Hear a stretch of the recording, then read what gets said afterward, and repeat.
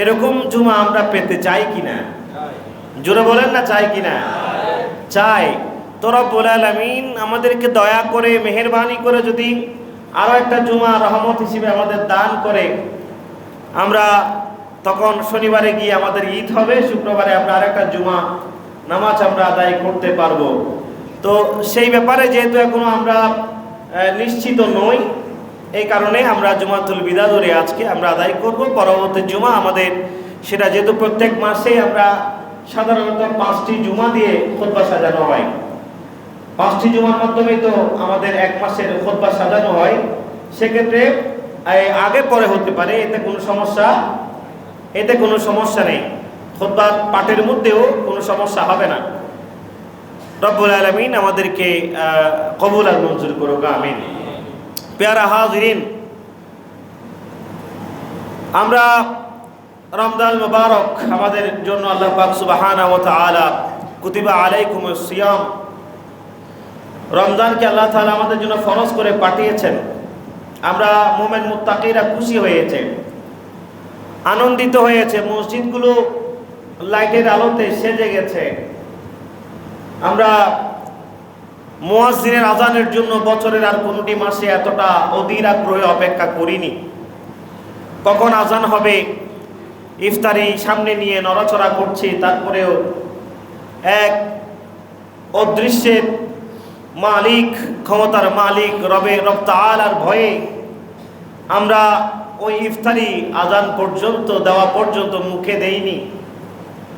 সেহরির সময়, সেহরির আধা ঘন্টা 1 ঘন্টা ঘুম থেকে উঠে সালাতুত তাহাজ্জুদ পড়া, যায় নামাজে বসে বসে একাকী নিরিবিলি নির্জনে নিরালায়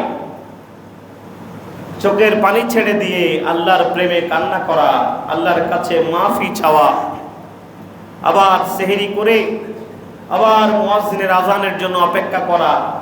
সেহরির সময় কখন শেষ হবে, আমি কখন আস্তে আস্তে করে মসজিদের দিকে নামাজের জন্য এগোতে থাকবো, যাব। এই যে এত সুন্দর একটি পরিবেশ, ইবাদতের এত সুন্দর এক পরিবেশ, বান্দা আল্লাহর কত নিকটে চলে গেছে এই একটি মাসে। আপনি চিন্তা করেন, এই একটি মাস বান্দারা আল্লাহর কত কাছে চলে গেছে। দূর কতদিন আমরা আল্লাহর কাছ থেকে কতদিন যাবৎ কতকাল দূরে ছিলাম, আল্লাহর প্রেমে কতদিন হলো কেঁদেছি, কিন্তু এই রমজান মুবারকে আমাদের চোখ থেকে পানি ঝরিয়েছে। এই রমজান মুবারকে আমরা আল্লাহর সাথে সেই মহাব্বতের সম্পর্ক আবার পুনরুদ্ধার করতে পেরেছি। এত বড়ই নিয়ামতের মাস এই রমজানুল মুবারক বন্ধু হয়ে এসেছে আমাদের জন্য। এটা আবার চলে যাচ্ছে, আসবে বলে এসে গেল। আর আমরা রোজা রাখতে রাখতে এই রমজান মুবারক বলে, ও আল্লাহর বান্দারা, আমার তো যাওয়ার সময় হয়ে গেছে, আমার যাবার সময় হয়ে গেছে, তোমাদের জন্য এসেছি বন্ধু হয়ে। আমি আসার আগে তোমরা অনেকেই জাহান্নামী ছিলে, তোমাদের জন্য জাহান্নাম ওয়াজিব ছিল, তোমরা নিজেদের জন্য জাহান্নামকে তোমাদের ঘর বানিয়ে নিয়েছিলে। আমি রমজান মুবারক তোমাকে বাঁচানোর জন্য এসেছিলাম। আমি রমজানকে আমল করেছো, তোমার দৈনন্দিন কাজ বাদ দিয়ে, তোমার কর্মব্যস্ততাকে এক পাশে রেখে আমি রমজান মুবারককে বন্ধু হিসেবে গ্রহণ করে তুমি আমাকে ইজ্জত করেছো, তাজিম করেছো, তাহরিম করেছো। আর আমি রমজান আমাকে সম্মান করার কারণে, আমার এই নিয়ামত লাভ করার কারণে তুমি বান্দার নাম আজকে জাহান্নামীদের দফতর থেকে কেটে আজকে জান্নাতীদের দফতরে নাম লেখা হয়ে গেছে। সুবহানাল্লাহ। এই রমাদানুল মুবারকের বিদায়ে আজকে মুমিন মুত্তাকিদের চোখগুলো টলটল করছে। মুমিন মুত্তাকিদের কলবে অন্তরটা কেমন জানি অস্থিরতা অনুভব করছে। আপনজন যখন চলে যায়, আমরা আমাদের সন্তান সন্ততি ভাই বোন, আমাদের পরিবারের সদস্যরা যখন প্রবাসে চলে যায়, মাত্র কয়েকটা মাস, কয়েকটা বছর, আমরা যখন বিদায় দিতে যাই এয়ারপোর্টে, তখন আমরা চোখের ঝলে তাদেরকে বিদায় দেই, চোখের পানি ছেড়ে দিয়ে তাদেরকে আমরা জড়িয়ে ধরে তাদেরকে বিদায় দেই। বারে বারে পিছন ফিরে তাকাই, যে বিদায় দিচ্ছে সেও তাকাচ্ছে, যারা বিদায় দিতে গিয়েছে তারাও বারবার পিছন ফিরে তাকাচ্ছে।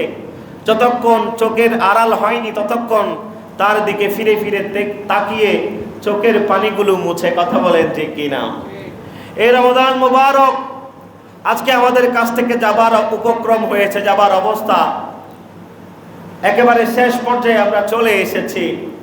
আজকে মুমিন মুত্তাকিরা এই বন্ধুকে হারিয়ে, বন্ধুর বিদায়ে আজকে তাদের চোখগুলো টলমলো অবস্থা, তাদের চোখের পানি, তাদের অন্তর আজকে বিগলিত হয়েছে। এই রমজান মুবারক আল্লাহ পাক সুবহানাহু ওয়া তাআলা পক্ষ থেকে বড় নিয়ামত হয়েছে। এই জন্য আল্লাহ নবী সাল্লাল্লাহু তাআলা আলাইহি ওয়াসাল্লাম ইরশাদ করেছেন যে, আল্লাহ নবী হযরত জাবের রাদিয়াল্লাহু তাআলা আনহুকে বলেন, ও জাবের, যখন রমজান চলে যাবে, তুমি যখন কোনো রমজান পাবে, ওই রমজান যখন শেষ হয়ে যাবে, তখন আল্লাহর কাছে দুইটা দোয়া করবে। কয়টা দোয়া?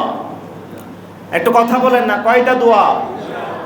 দুইটা দোয়া করবে। আল্লাহ নবী জাবির রাদিয়াল্লাহু তাআলা আনহুকে শিখিয়ে দিয়েছেন, রমজানের শেষের দিকে যখন রমজান চলে যাবে, ওই মুহূর্তে তুমি আল্লাহর কাছে দুইটা দোয়া করবে। একটা দোয়া হলো, হে আল্লাহ, ও আমার পরওয়ারদিগার মালিক, এই রমজান যেন আমার শেষ রমজান না হয়। এই রমজানের নিয়ামত আমাকে বারবার গ্রহণ করার তৌফিক দান করবে। সুবহানাল্লাহ। আল্লাহর কাছে বলে এই দোয়া করবে যে, আল্লাহ, এই রমজান মুবারকের নিয়ামতগুলো আমাকে আরো বারবার গ্রহণ করার তৌফিক দিও। প্রথম নাম্বার দোয়া হলো এটা। আল্লাহ নবী বলেন, ও জাবের, দুই নাম্বার দোয়া হলো আল্লাহকে বলবে, হে আল্লাহ, যদি কপালের মধ্যে আগামীবারের রমজান যদি না থাকে, আগামী বছরের রমজানের এই রহমত, মাগফিরাত, নাজাত, এটা যদি আমার কপালে আগামীবার না থাকে, তবে এই বছর রমজানে তুমি যাদেরকে কবুল করে নিয়েছো তাদের মধ্যে আমাকে শামিল করে নাও। কয়টা দোয়া? দুইটা দোয়া। আল্লাহ নবী সাল্লাল্লাহু আলাইহি ওয়াসাল্লাম বলেন, এই রমজান মুবারক তো দোয়া কবুলের মাস। বলে এই রমজানে আপনি শেষের দিকে দুইটা দোয়া আল্লাহর কাছে করবেন, যে কোনো একটা তো আল্লাহ কবুল করে ফেলবেন। সুবহানাল্লাহ।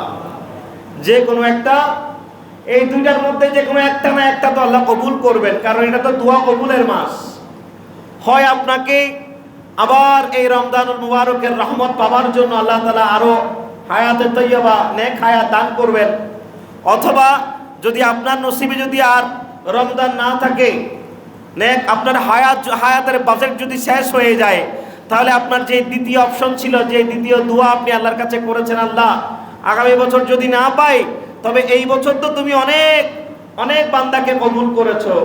প্রতি রমজানের দিন তুমি ইফতারের সময়, সাহারির সময়, তুমি তাহাজ্জুদের সময় এসে প্রথম আসমানে এসে ডেকে ডেকে জাহান্নামীদেরকে ডেকে ডেকে তুমি জান্নাতি করেছো। আল্লাহ, তুমি তাদের মধ্যে ওই জান্নাতীদের কাতারে আমি গুনাহগারকেও শামিল করে নাও। সুবহানাল্লাহ।